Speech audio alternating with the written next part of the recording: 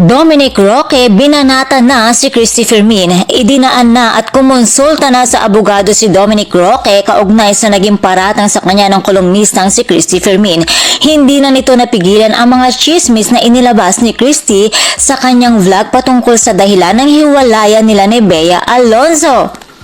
At sa pamamagitan ng kanyang mga abogado, inisa-isang sinagot ni Dominic ang naging paratang sa kanya ni Christy. Naglabas ito ng official statements at pinabulaanan lahat ng aktor ang mga naging paratang sa kanya, kabilang na dito ang malicious and defamatory gaya na lamang ng sinabi ni Christy na may benefactor daw di umano si Dominic ng isang politician at siya rin daw ang nagmamay-ari ng tinitirhang kondo ng aktor. At kahit walang binanggit na pangalan si Christy kung sino ang politician na iyon, may lumabas naman na balita na ang tinutukoy daw di umano niyang politician ay ang naging controversial na si Mayor Bolet Halosos. Kaya naman nilinaw ito ni Dominic na wala daw umanong katotohanan ito. Ang totoo daw ay matagal na silang magkaibigan ni Mayor Halosos at ang kondo na kung saan naninirahan ang aktor ay nirerentahan niya lamang kay Mayor.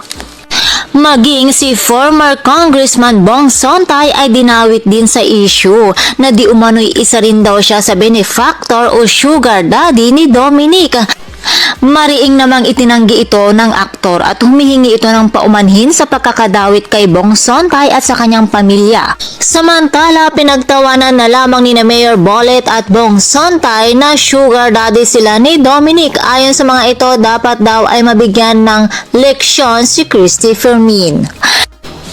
Nilinaw din ni Dominic na wala siyang pag-aari ng gasolinahan. Nagbigay din ng official statement ang Clean Flowell tungkol dito at itinanggi ng Clean Flowell na nabigyan ng gasoline station ang brand ambassador nitong si Dominic Roque.